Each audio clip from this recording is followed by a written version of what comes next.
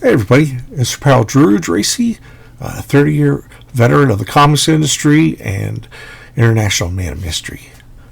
Well, this is a very important issue that sort of fell on the memory hole, and it's fairly crucial. It's part of the really unfortunate storyline that lasted over a year that Hank Pym, a.k.a.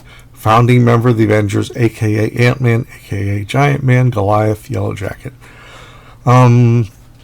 He's in jail because he was tricked by his faux egghead. Yes, I said that right, egghead. You'll see why later. But before that, he was court-martialed from the Avengers, by the Avengers, when Cap brought up charges that Yellow Jacket had stricken this witch from behind. She was super powerful, and he zapped her from behind. And just when things were settling down, and Cap all of a sudden decides, I'm going to do a court martial on Yellow Jacket. And it's like, for issue 213, it's like, all these issues, I'd say, half the books would probably call for a court martial of one of the characters. It just seemed really dumb. It was out of place, and Jim Shooter just did it to advance the plot. He had a lot. He rained down hell on Yellow Jacket forever, and Roger Stern kind of gave Hank some redeeming or redemption after Shooter left. But Shooter was still editor-in-chief. I guess he just got bored with Avengers, didn't really want to mess with it. But it's interesting because this is a done-in-one storyline, and yet it has had no ripple effect.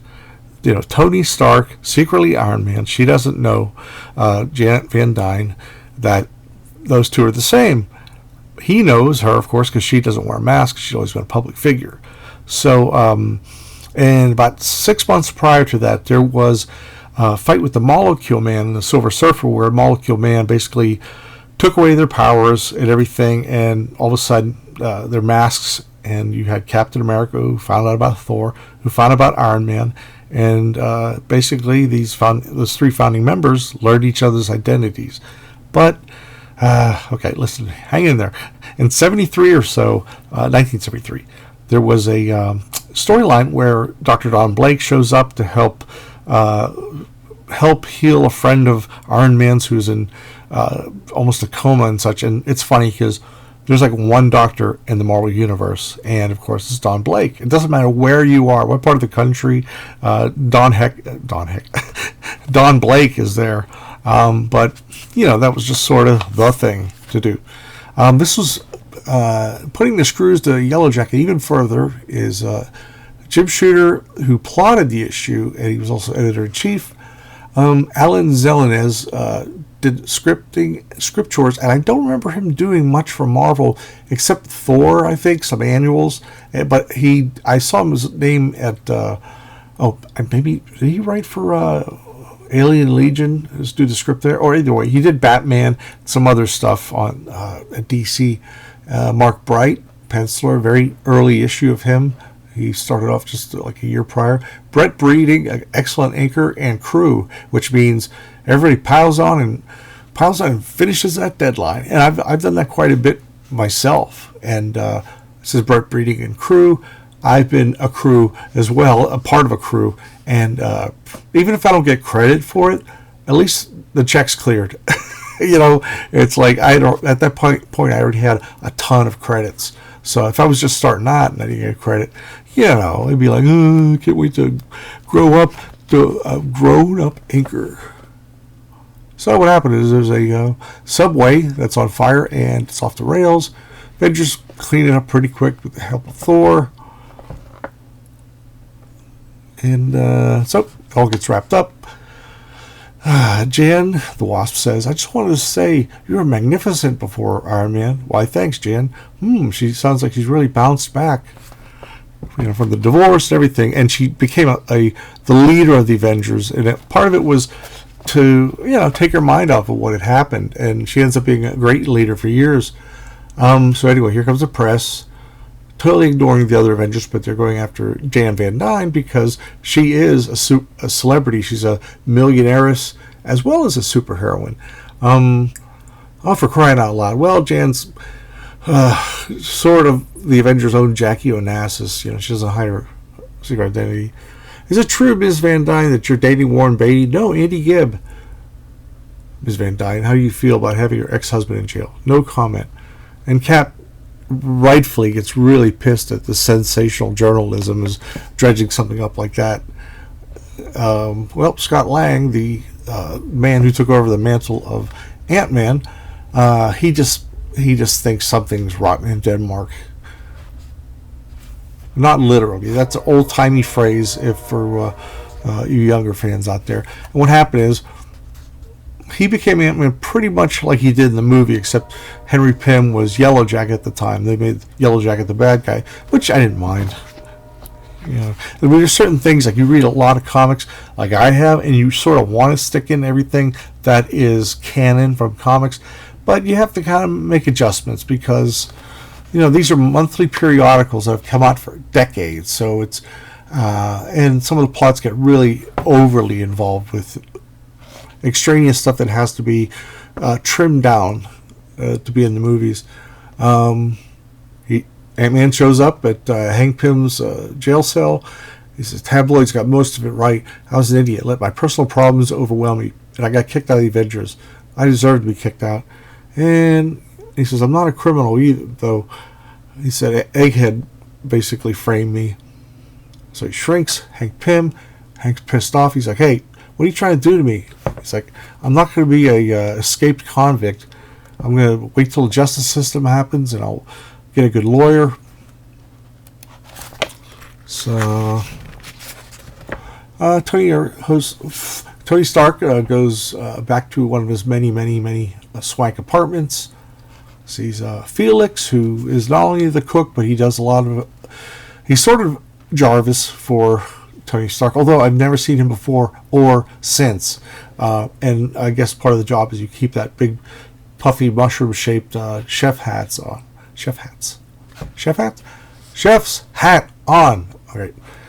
I like this angle here because I could see, like on the second floor, you would look down and see this sort of image. But Tony's going to call it a night. But Felix brings up that there's a party that has a lot of big names there at the Grand Ballroom at the Hotel Pierre. He goes, I think I'll pass. Well, who's there anyway? Signora Arbogast said Princess Diana will be there, Alexander Haig, and Elizabeth Taylor, and Elton Wand, and a pretty lady, Janet Van Dyne. What? He goes, I changed my mind. Set up my suit, my man. And I hit the cough button there. I'm getting better at this little by little. This fancy intranet stuff and camera stuff. Okay, well, they're at the party, and Tony, first time Tony Stark, as Tony Stark on Iron Man, meets the Wasp, Janet Van Dyne. So somehow Tony's able to compartmentalize his superhero identity to his personal identity in this situation, especially because he says nothing about being Iron Man, and just hitting off really well. He's like, it's the mustache, does it every time. So they take off, and this guy who's with another tabloid, he gets this pen that must have an impossibly, tiny, high. Give me a second. This tiny but high quality camera that's in this pen to kind of spill the beans publicly. Takes her to her place. She's all nervous and so Rhodey was he was doing a taxi run for them, and to get to talking a little bit. And Shellhead, aka Tony Stark, is feeling a little, pang of, is this right? There's Egghead. And he's loving it. So, meanwhile, in Jamaica, Jan and Tony are like, they're very intimate.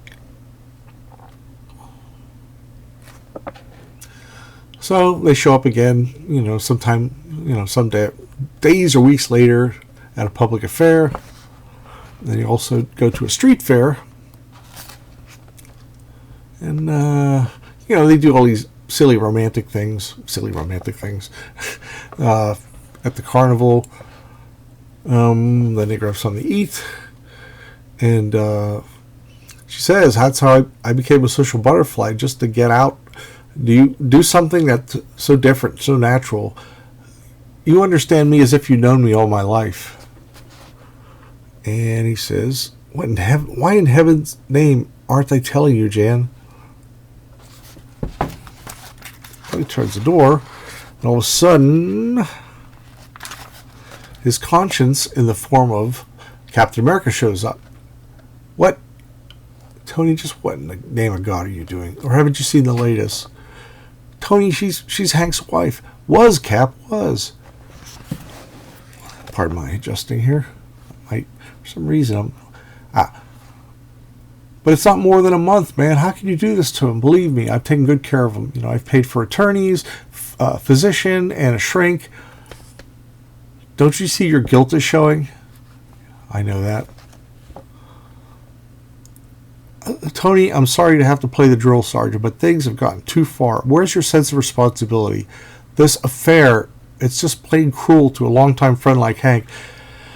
It can't be healthy for Jan. Tell me, does she know you're Iron Man? Does she? Does she? And he goes on a little bit, and he tells him, mind your own business, I'll mind mine. And Cap says, just think it over, what I said.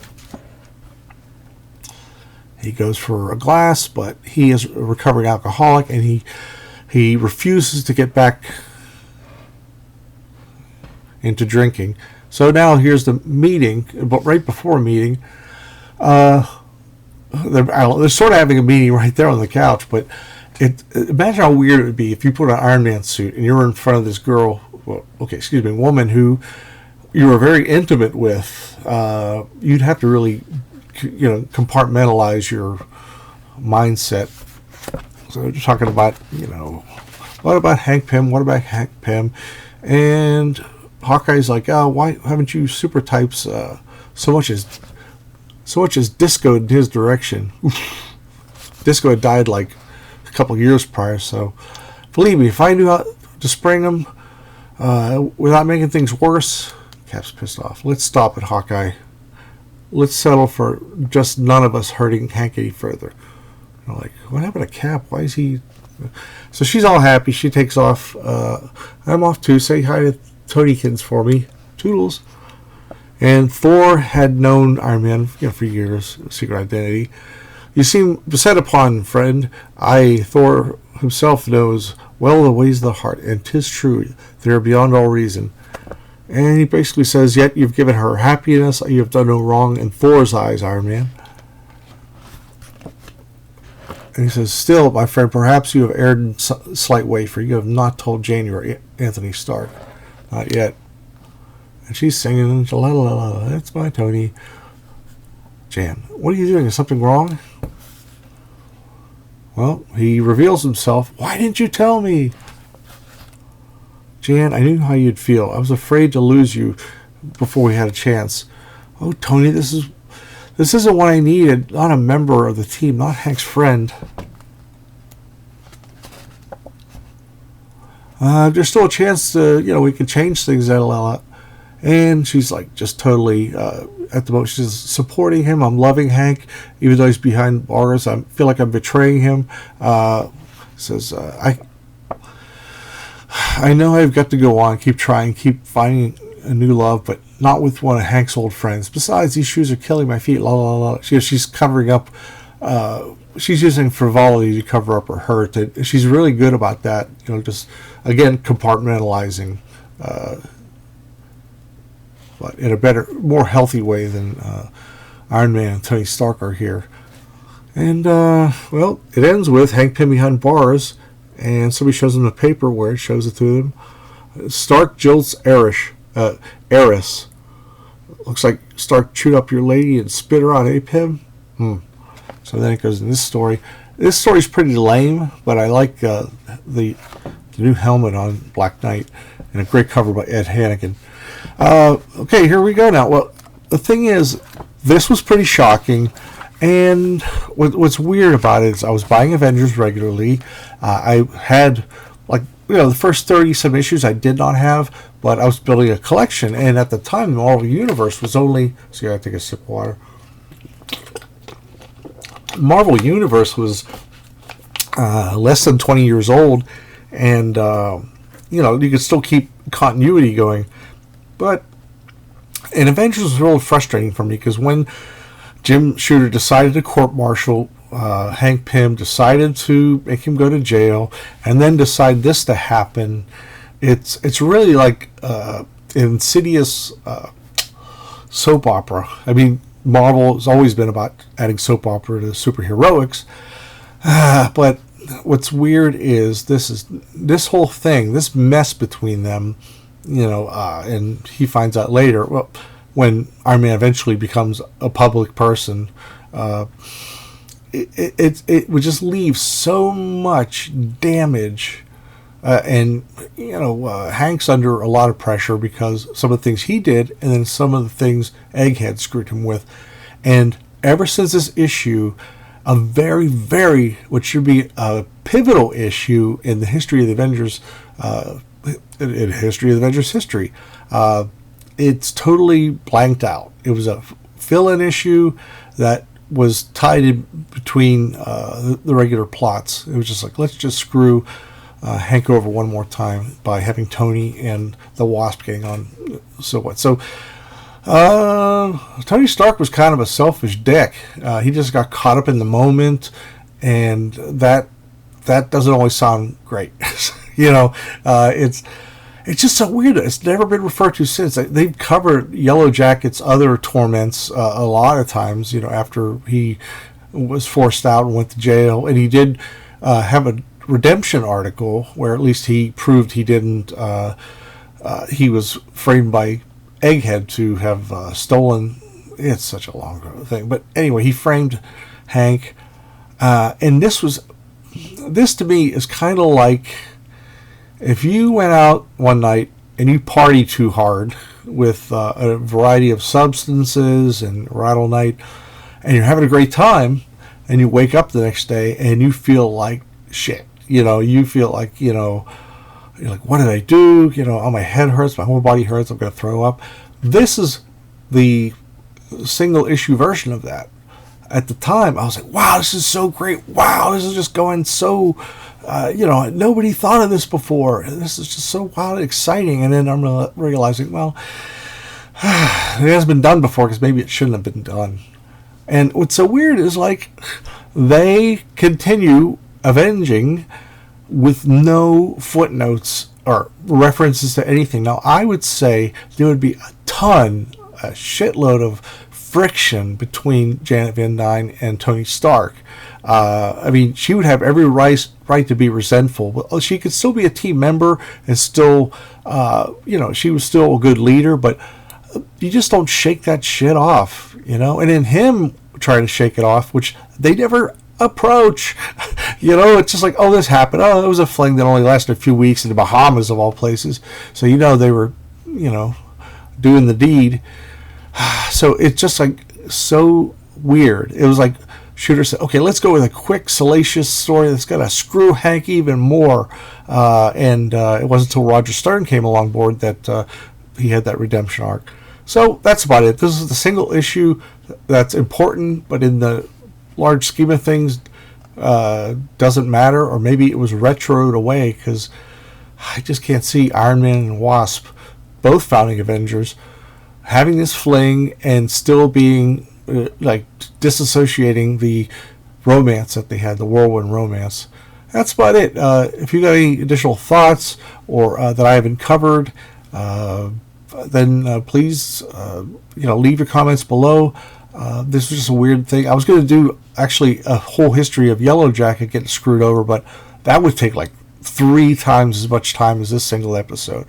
So that's about it, and hope you enjoyed this, and talk to you all soon. Bye.